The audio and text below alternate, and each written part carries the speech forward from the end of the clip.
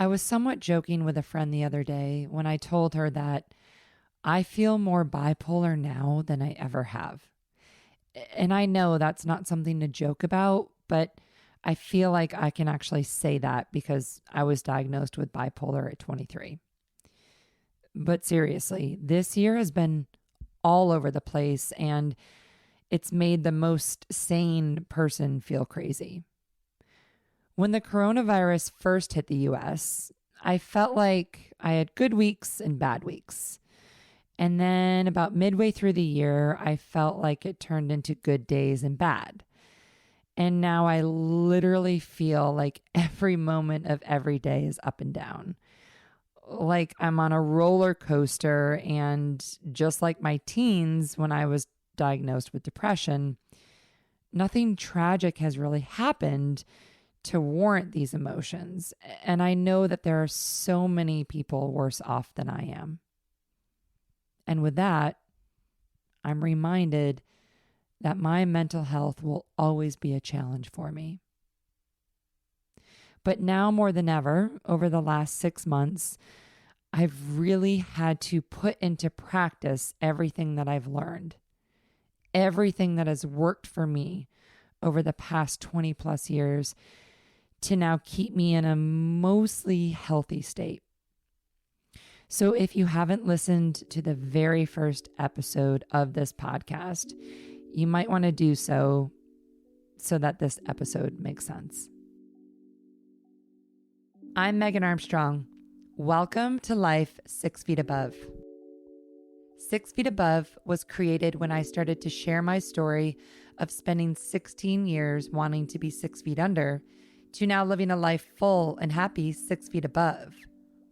The more that I started to talk about my journey, my struggles, and my past, the more I realized people were genuinely interested and not judgmental at all, which is what I'd feared for so long.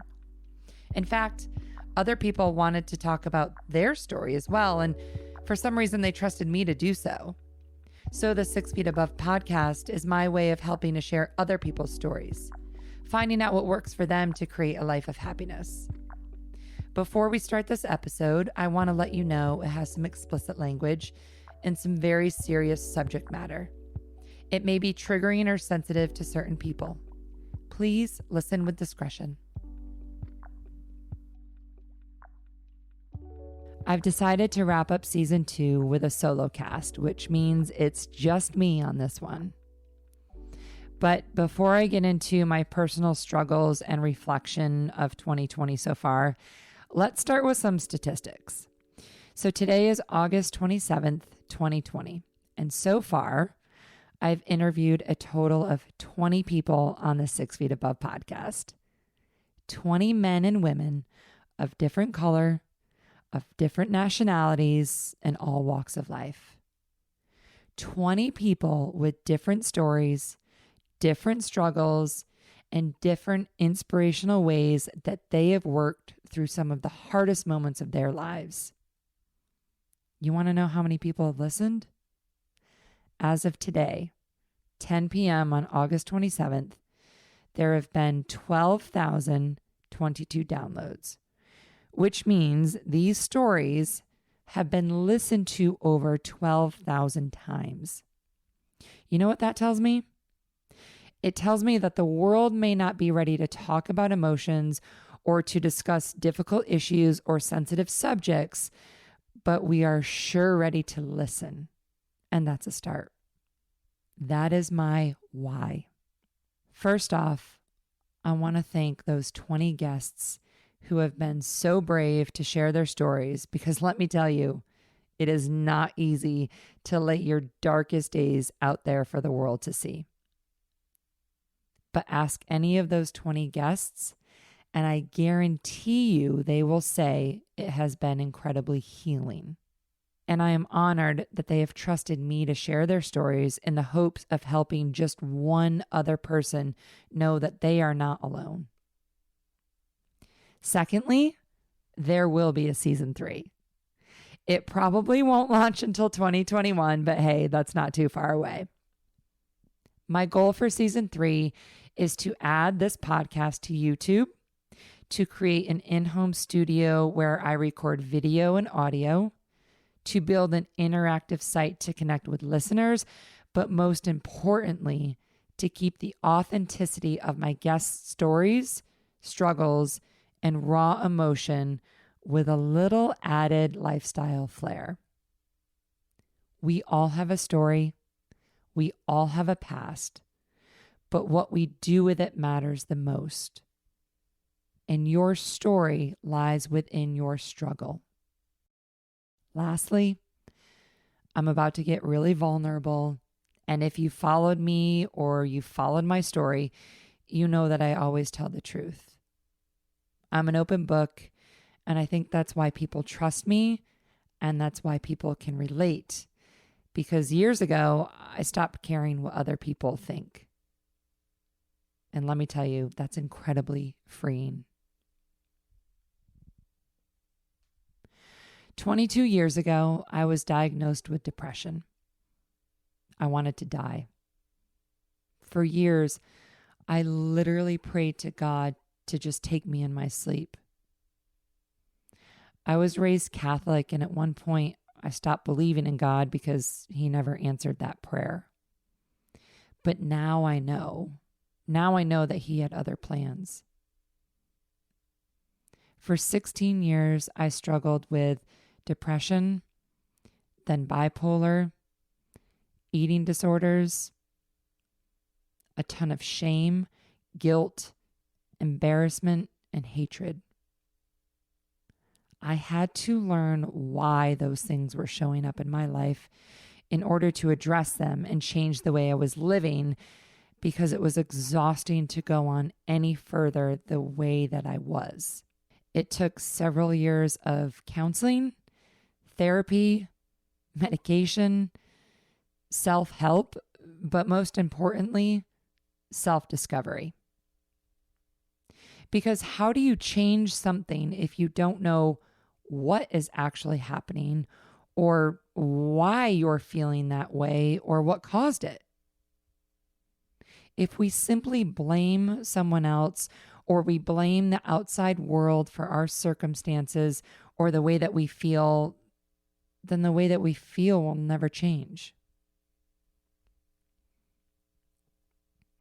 I saw something on Instagram the other day from a pediatrician about the long-term COVID consequences and how we should be afraid of the psychological effects it has on children. This is what the Instagram post said. Kids are now plagued with anxiety and fear. Kids' fears stem from parental fears. Kids do not know how to be afraid unless we, the parents, make them afraid. They interpret the world through our eyes. They're already living in a universe that is out of their control. Now their routines and their day-to-day lives are disrupted. This is very difficult for children.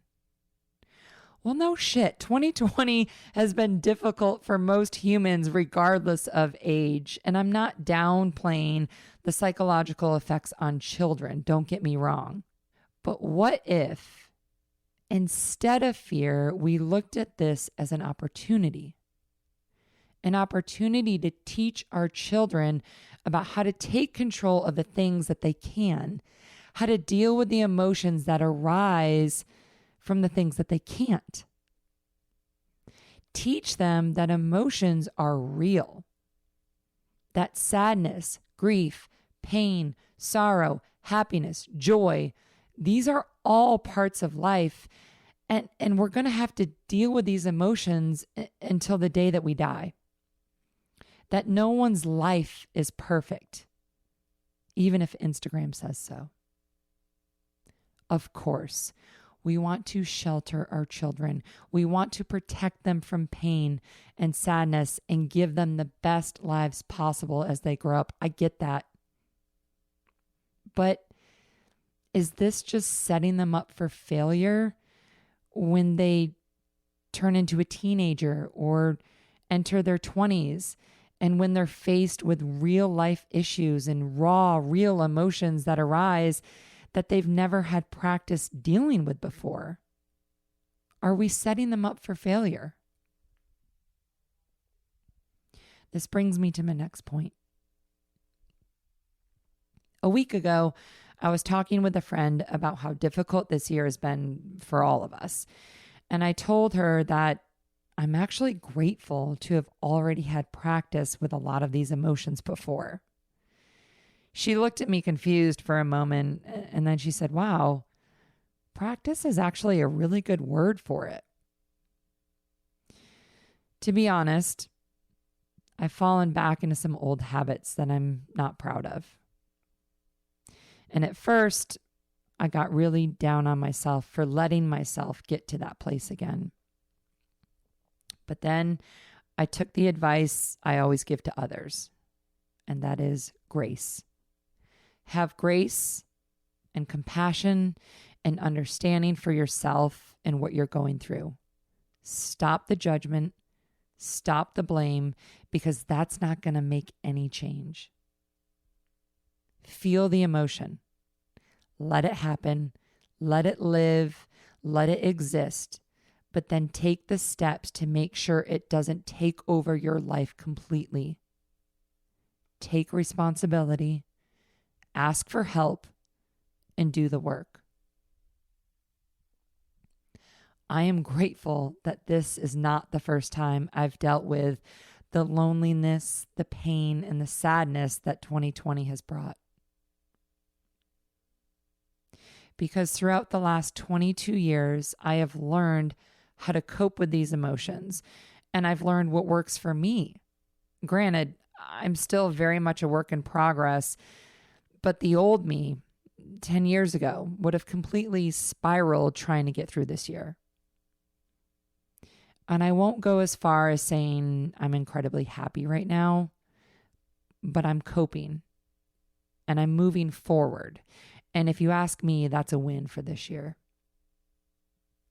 But for many people, this is the first time in their lives that they're dealing with these heavy feelings, and my heart goes out to them. If that's you, I know what it feels like. I know it feels like you're not in control, that maybe you're spiraling with thoughts that you've never had that are very scary and that there is no end in sight. I've been there before. I'm feeling some of those same feelings right now. And I wish I had a quick fix. But I hope by listening to other people's stories, other people's struggles, other episodes in this podcast, I hope that it gives you hope that you will not feel this way forever. I hope these episodes give you concrete examples of what has helped other people get through the worst moments, years, and decades of their lives. And I hope that it inspires you to do the same, because you were put on this earth for a reason. And as Andy Dufresne says, hope is a good thing, maybe the best of things. And no good thing ever dies. Thank you for listening, for supporting, and for sharing in my venture to bring the 6 Feet Above podcast to a bigger, broader platform. Because let's face it, after this year, the world needs this now more than ever. I'll see you in 2021.